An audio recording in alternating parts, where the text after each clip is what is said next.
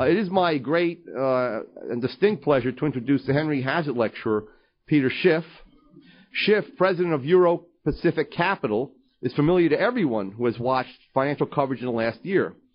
He is famed for being the most vocal financial economist to have perfectly predicted the crash. He also happens to be a dedicated student of the Austrian school.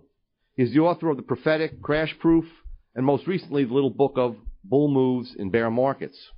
Whenever he speaks about finance and economics, he also seeks to teach sound economic theory, writing for publications such as the New York Times and the Washington Post. Today he will speak on the relationship between theory and practice in financial markets. Peter Schiff.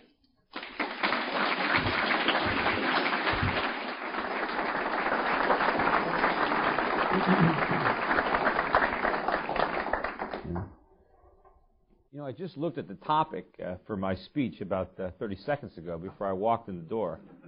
But apparently I'm talking about why is it that people didn't see this coming, or should people have known that this meltdown was coming? I don't know, is there anyone in this room that was surprised by the economic meltdown? Does anybody think it's over? Anybody raise your hand if you think it's over? And does anybody think that the government solutions are going to work, or that they're going to help? Is there anybody? One. All right, so I guess there's really no reason for me to speak here. I don't know that I'm going to tell anybody anything they don't know. But anybody, if you want to indulge me, I guess I can talk about it a little bit anyway. But I don't know why so few people seem to understand what was going to happen. I mean, I guess when you're living inside a bubble, it's very difficult to actually see what's going on from your point. But it's just I lived through two of them because I'm a stockbroker, and I lived through the NASDAQ bubble, and to me at that point in time it seemed pretty obvious what was going on in 1997, 98, 99. I mean, it seemed obvious to me that these companies that people were touting couldn't possibly be worth the prices that people were paying. Yet nobody seemed to be able to figure that out back then. I mean, everybody seemed to be living in this new era.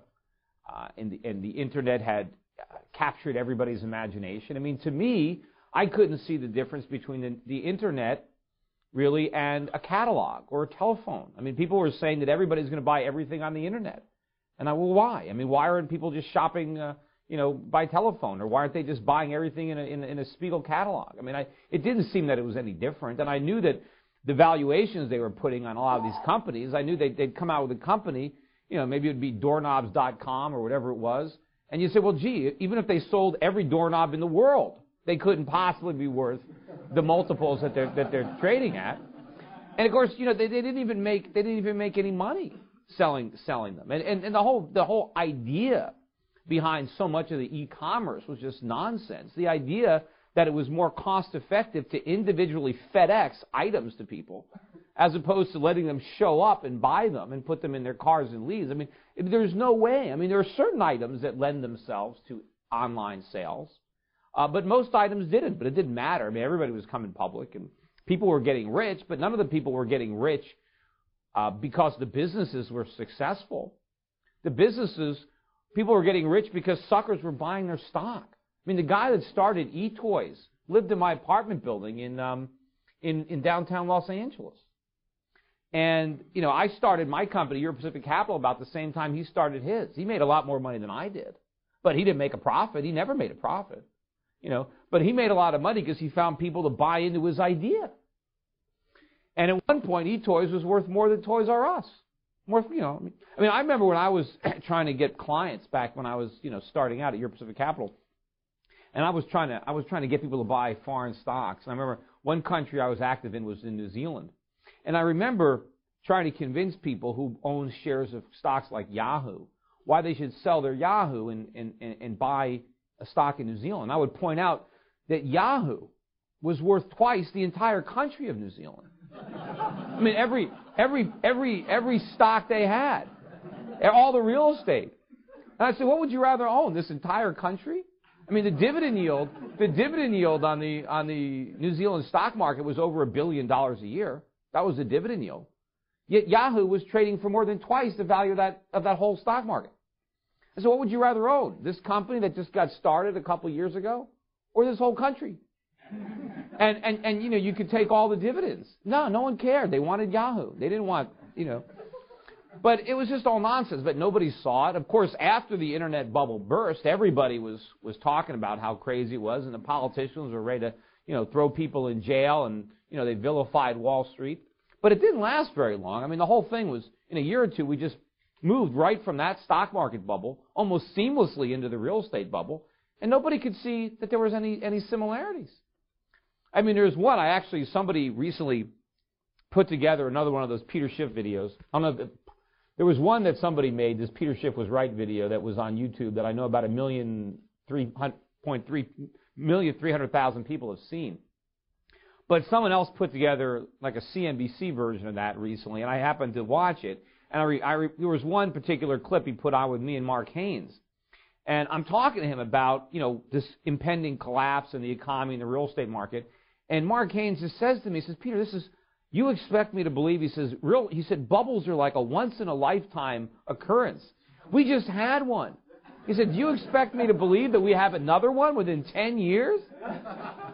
You know, and he was just incredulous that there could be another bubble so close to the stock market bubble. But, of course, they were really interrelated. It was almost like the same bubble because we never really had the fallout from the bursting of the NASDAQ bubble. We simply replaced one bubble with a bigger bubble, and we postponed the consequences of the unwinding of the imbalances until right now.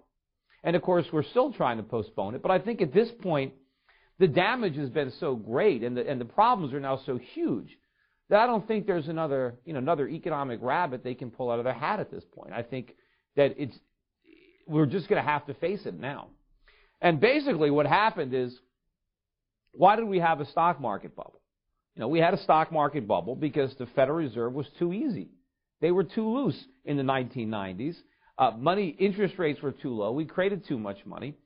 And that fed the investments in the stock market.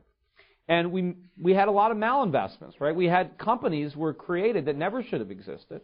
They were created not because they could generate a profit, but because they could go public, because investors wanted these stocks. It didn't matter that they could make money. So what did they do? They took land, labor, and capital. They took all the factors of production, and they combined them in ways that actually destroyed value. But it didn't matter because these companies got financing. The Fed made the financing cheap. So they were able to flourish. They were able to flourish despite the fact that they were losing money. You know, the saying used to be they lose money on every sale, but they make it up on volume. And so but as long as they could raise money, and I used to, when I was working at Euro Pacific Capital, I would see deals, and people would send me, prospectuses on new companies they wanted to fund. I remember one I got from a small internet company that was, I don't remember, they were like a, I don't know if it was like a browser or whatever they were, or like a service where you go like a provider. I don't even remember what they did, but it was a small startup, and they had their prospectus, and they were coming around looking to raise money, and they were trying to raise $5 or $10 million. They weren't public yet, but they were selling a little small piece of their company, so they were valuing their company at about $50 million. Now these guys were, the guys were in their 20s. They probably started the company less than a year ago. I remember saying, well, how could you possibly think your business is worth $50 million? Said you have no assets, you've got no revenues, you've got no customers. He's like, you don't have anything. I could recreate your entire business from scratch myself, for next to nothing. And yet you want me to pay you $5 million to get 5% of this thing? Why would I do that? And all they kept telling me was, well, you don't understand. We're going to go public. And you're going to make a lot of money. And I'm like, well, how am I going to go? I said, you think you're going to find people to pay even more than this in a public offering? How are you ever going to make any money? But that was the concept. And he said, well, you don't understand how the stock market works. I'm like, well,